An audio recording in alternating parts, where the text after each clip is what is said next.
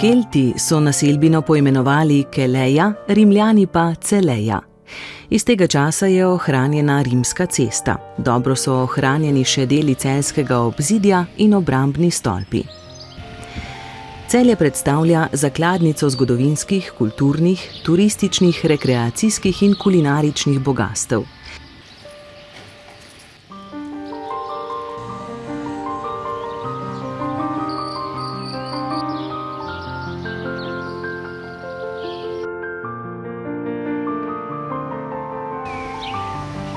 Celje leži ob sotočju rek Savinje, Voglajne v spodnji Savinjski dolini. Je tretje največje slovensko mesto.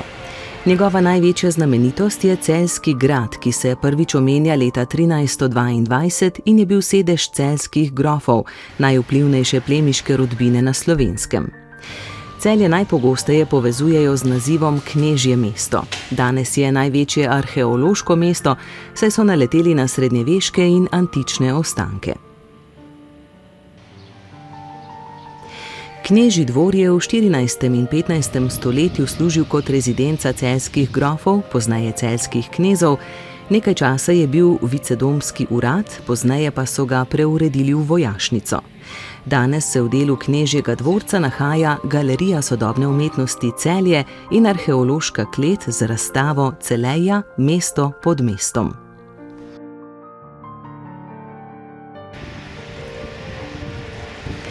Stara grofija je bila zgrajena ob južnem delu mestnega obzidja. Ob obnovitvenih delih so odkrili znameniti celjski strop. Danes se v njenih prostorih nahaja Pokrajinski muzej Celje. V času stare Avstrije je bil Celjski narodni dom kulturno in družabno središče celjskega slovenskega meščanstva. Danes pa so v njem prostori mestne občine Celje in upravne enote Celje.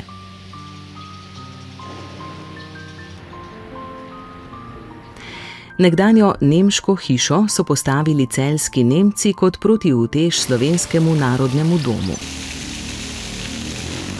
Železniška postaja je bila zgrajena leta 1846, ko je v Celje tudi pripeljal prvi vlak.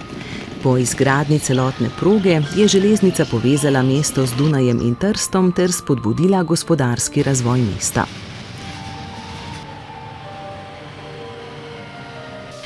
Šmartinsko jezero spada med največja umetna jezera v Sloveniji.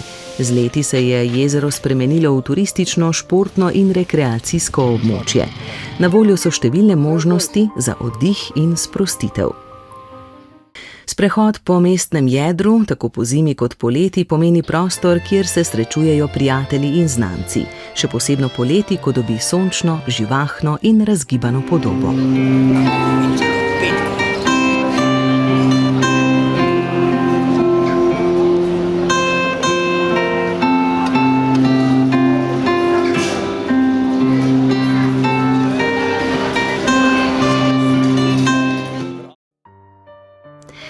Natančnega datuma ustanovitve Aerokluba Celje žal nimamo. Po nekaterih podatkih naj bi društvo ustanovili že decembra leta 1927.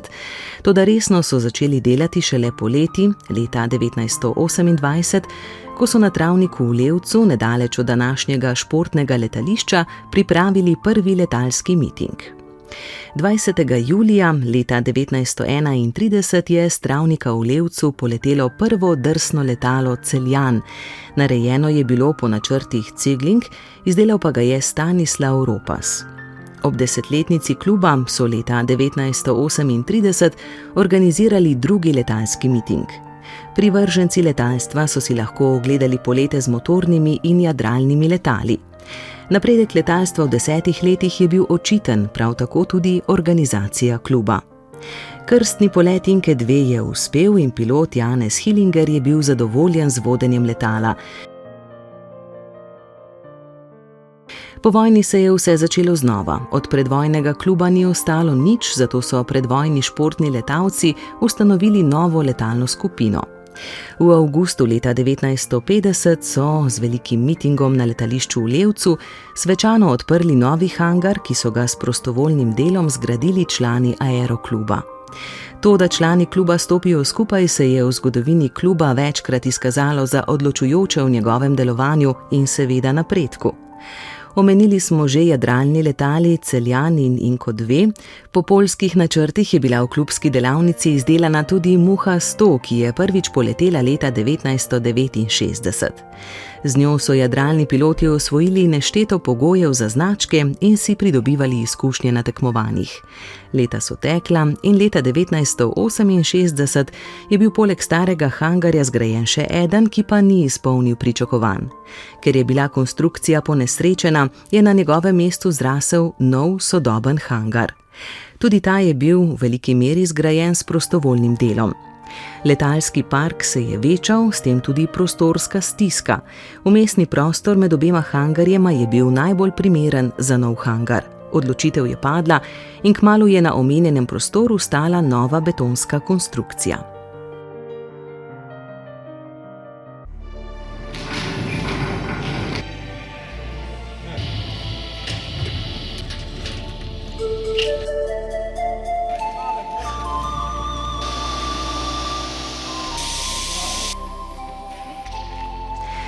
Letalski dan se začne zgodaj, še posebno takrat, ko se pričakuje ugodno vreme za dolge prelete.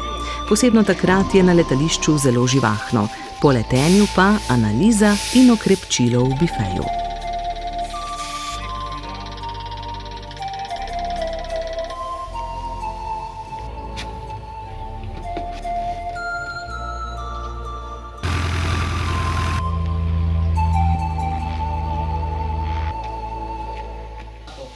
Vedno moramo tako velike dane, vedno poštjano hvala.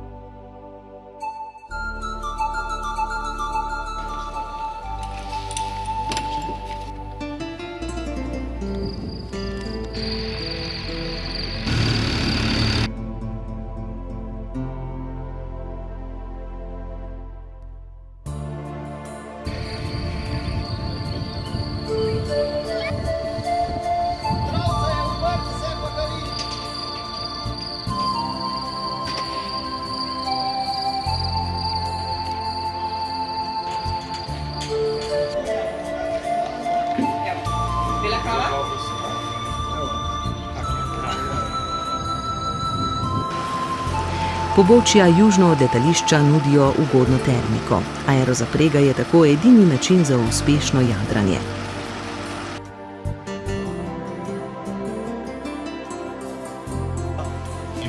Za šolanje jadralnih pilotov Aeroklub koristi dve vitli, starejšo Herkules in novejšo Tostovo. Ko tečajniki obvladajo šolski način letenja okoli letališča in pristajanje, začnejo pouk aerozaprege do samostojnega letenja.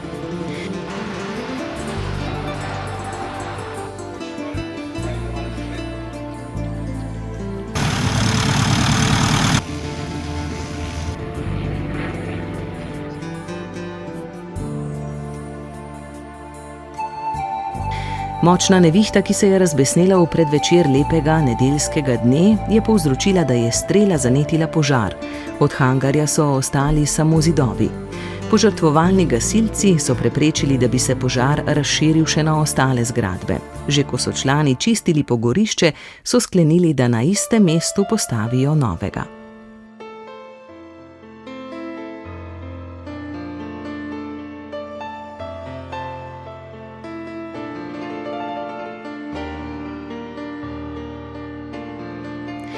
Skozi vso zgodovino Aerokluba Celje so organizacije letalskih mitingov, jadralnih in motornih tekmovanj ter dni odprtih vrat stalnica v njegovem delu.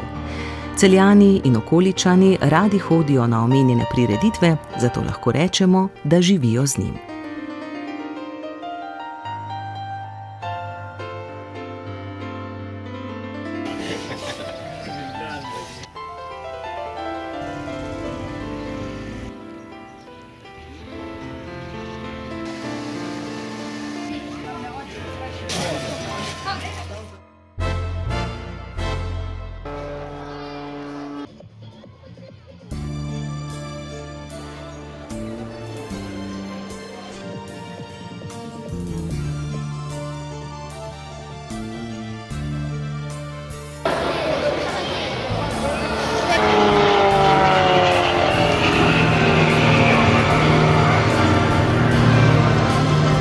Se pravi, platforma za